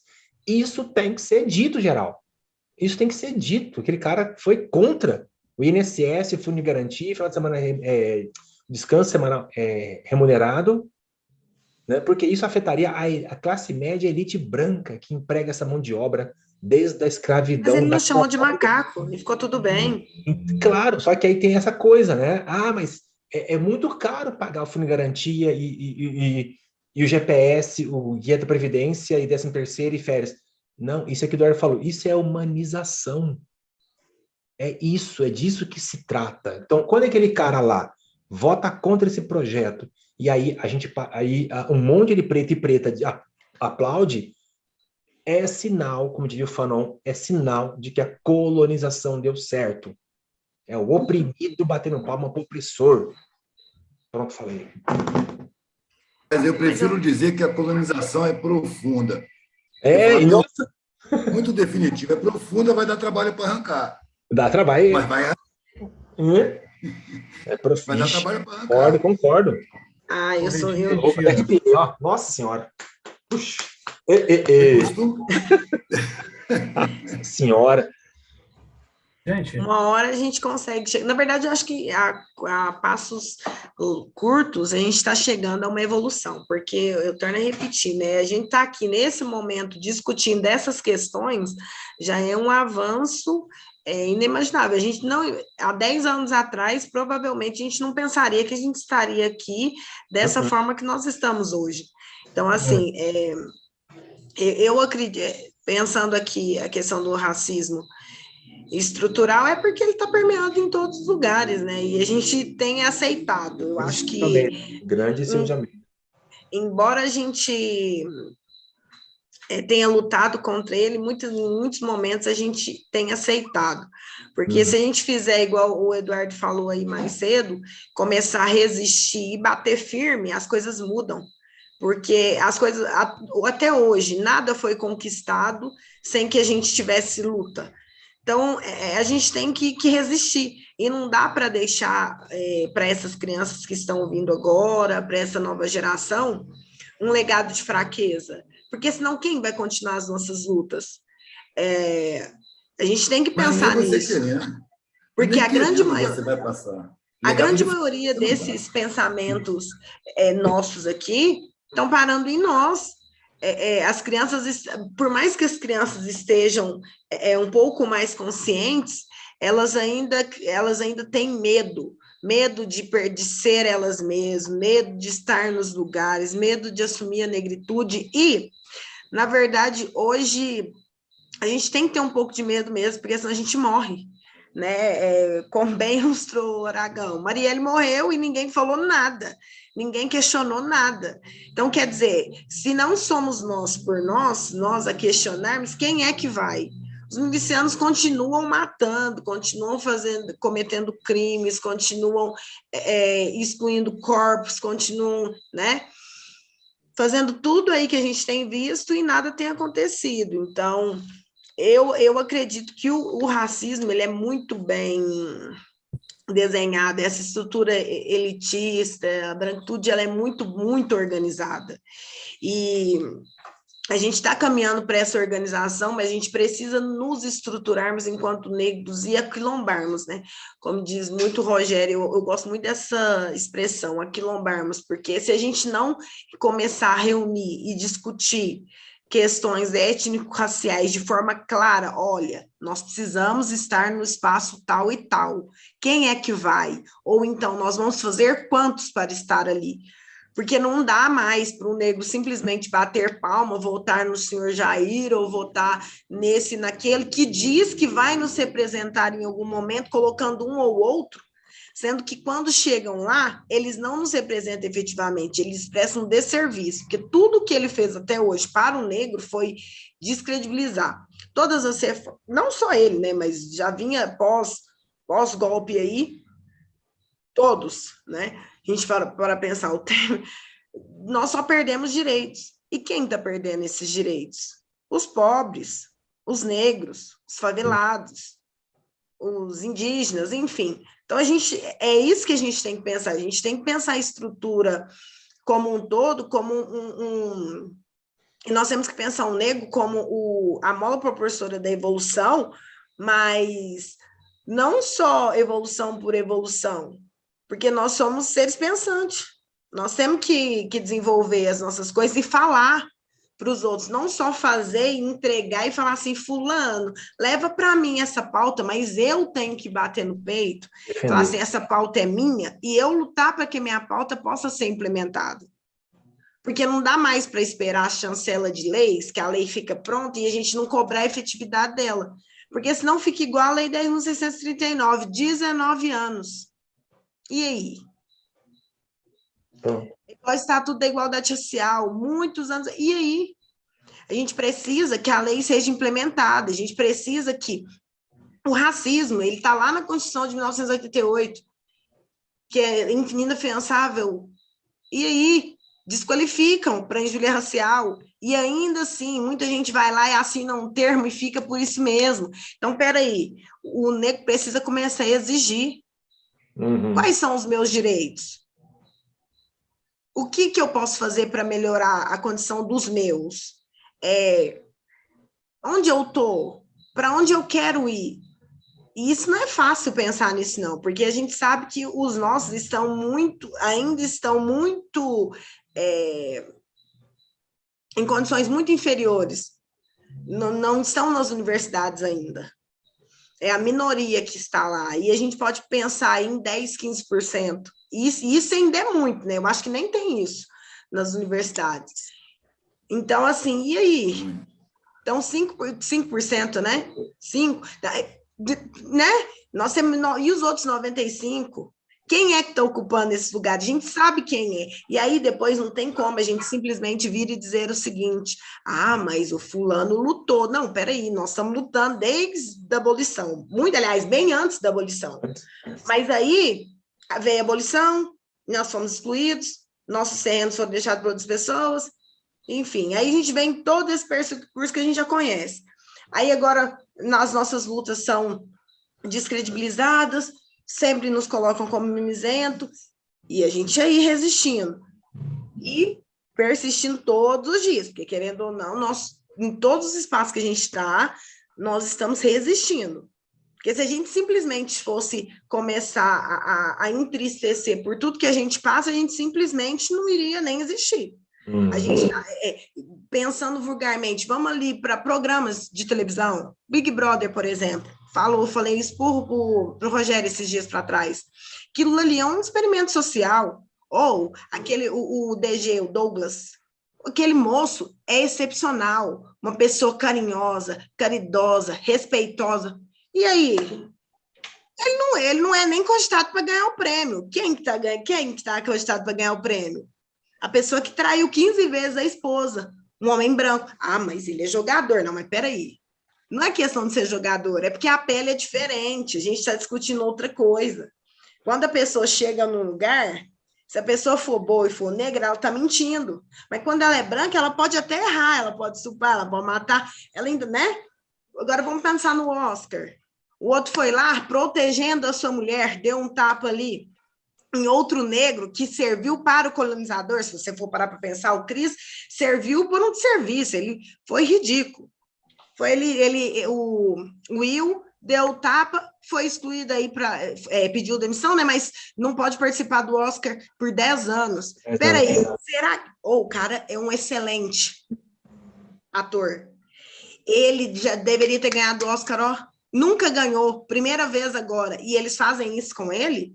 Peraí, quantas pessoas aí tem Oscar que até estuprou? Homens que fizeram coisa, né, muito pior, e aí? E estão sendo aplaudidos.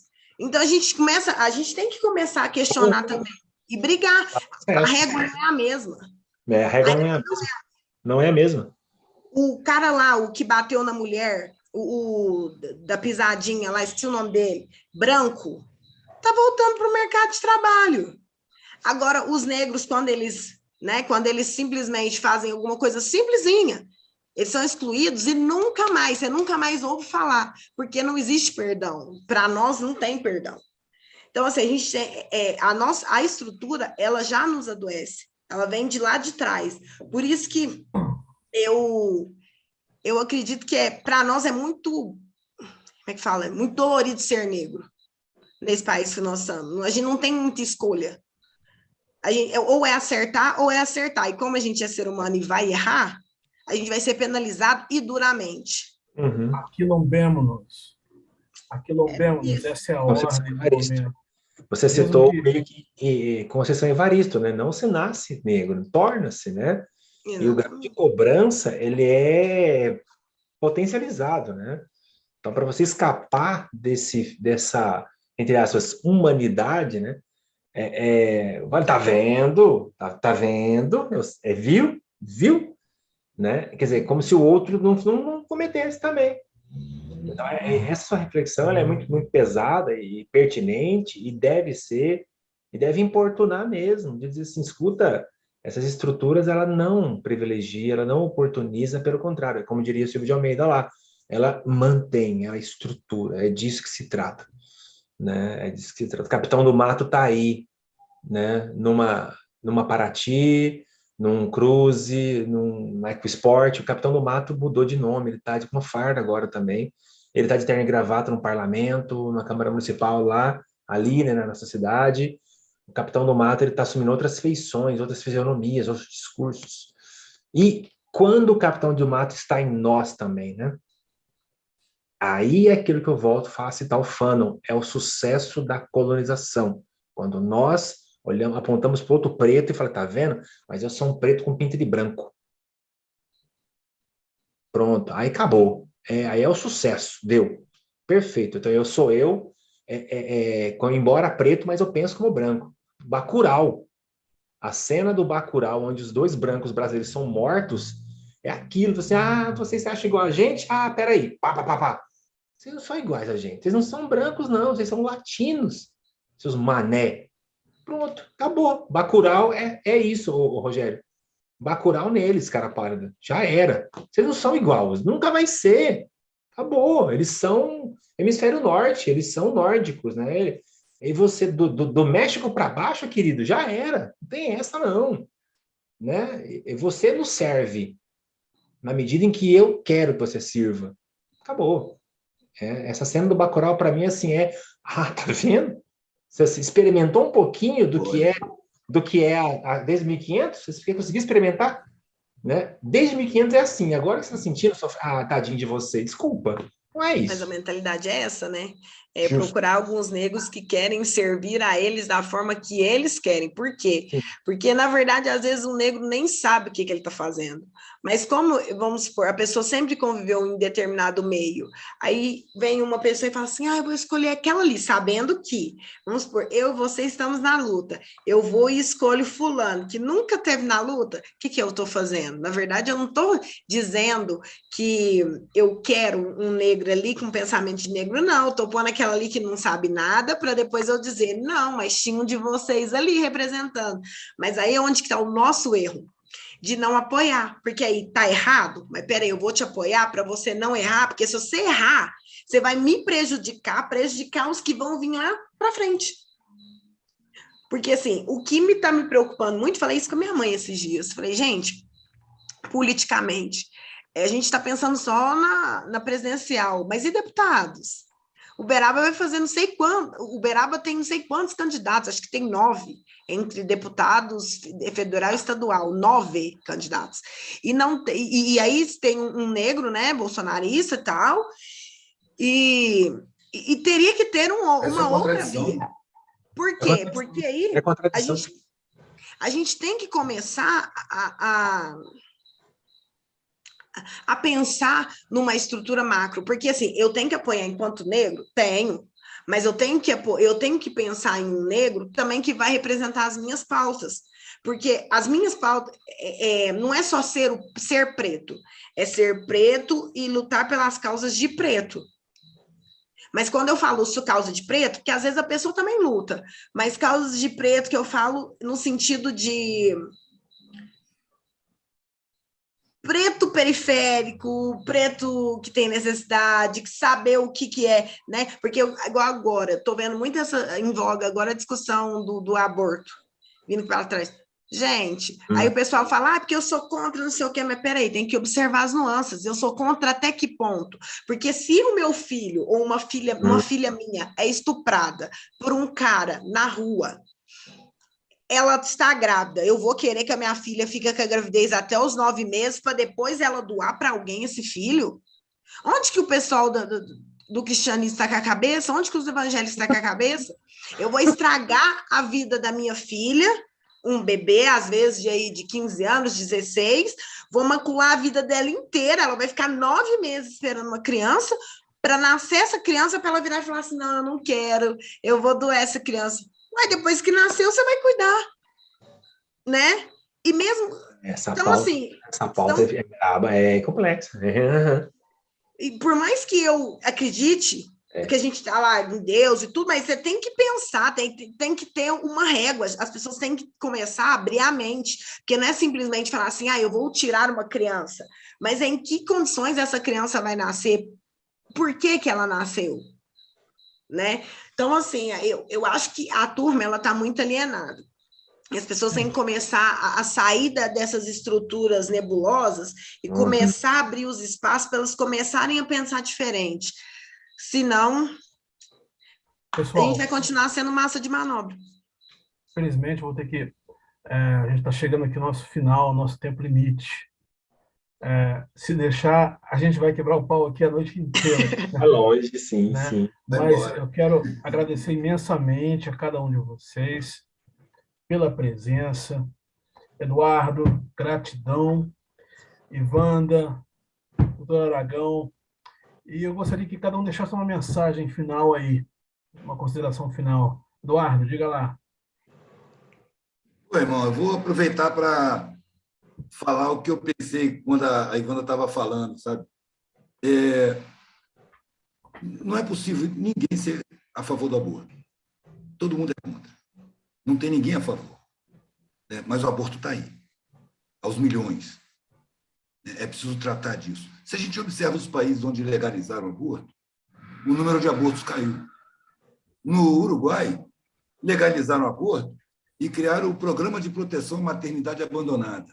Ou seja, o Estado oferece moradia, alimentação, médico, acompanhamento, garantia de escola e cuidados até os 6 anos de idade e arruma emprego para a mãe se ela não tiver, depois que nascer a criança. Velho, 99% dos abortos caíram.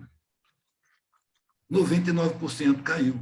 Então, se uma pessoa se diz contra o aborto, ela necessariamente é a favor da descriminalização, da legalização. Eu sou contra o aborto.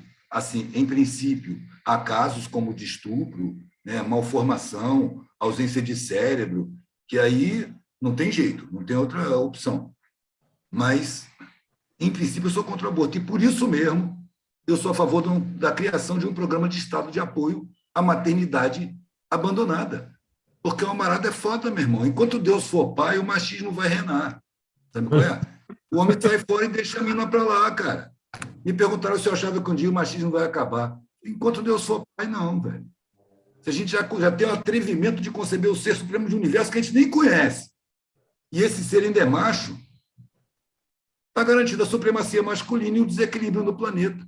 Porque masculino e feminino não é só homem e mulher, não. Isso é harmonia energética, velho. Eu fiquei com 3 crianças sozinho, eu precisei desenvolver uma maternidade porque eu sentia a carência de mãe dos meus filhos. Eu parei de separar a briga, assim, você para lá e você para cá. Estou trabalhando, não me atrapalha. Não. Aí eu ia exercer a maternidade para largar o que eu estava fazendo. Peraí, o que está acontecendo? Ouvir os dois lados, começar a sugerir soluções, as crianças se entendem, eu volto para o trabalho, elas continuam brincando. Isso é feminino, velho. Sacou? Bom, é isso, mano. Se deixar, eu vou falar para caramba. Valeu, agradeço aí a participação. Gostei muito, velho. Gostei muito de estar aqui com vocês. Nós que nos sentimos honrados aí com a tua presença. Também. Gratidão. Gratidão, legal. Abraço. Evanda? Primeiramente, eu gostaria de agradecer por estar aqui com vocês, né? Eu acredito que aqui eu aprendi mais, aprendi muito. E dizer que nós vamos resistir, né? O nosso recado hoje é que nós somos a resistência e que nós persistiremos aí lutando, porque, como bem disse o nosso professor Aragão, professor e doutor Aragão, somos nós por nós, né? A filosofia do Ubuntu. E se a gente não começar a questionar a nossa presença nos espaços, se a gente não começar a buscar mesmo conhecimento, o pertencimento, identidade, que é muito importante, não é só ser preto, né? Mas o aceitar quem eu sou. Porque eu sei que eu sou, mas às vezes eu não me aceito. Então, é ter a identidade negra dentro de mim. Então é isso, o meu recado hoje é esse, da gente aceitar a negritude que existe dentro de nós e lutarmos, né, para que os nossos possam ser aceitos, né, que é um direito fundamental nosso, descrito aí na Constituição, então a gente tem que lutar para que isso possa ser efetivado. Assim como a Lei 10.639, a Lei 2.288, né, que é as nossas bases aí. Então é isso. Maravilha. Gratidão, querido. Muito obrigada novamente. Professor Legal. Aragão. Rogério, quero agradecer imensamente, afetuosamente, o convite do canal, de novo, do projeto Minas Negras Gerais, por essa noite.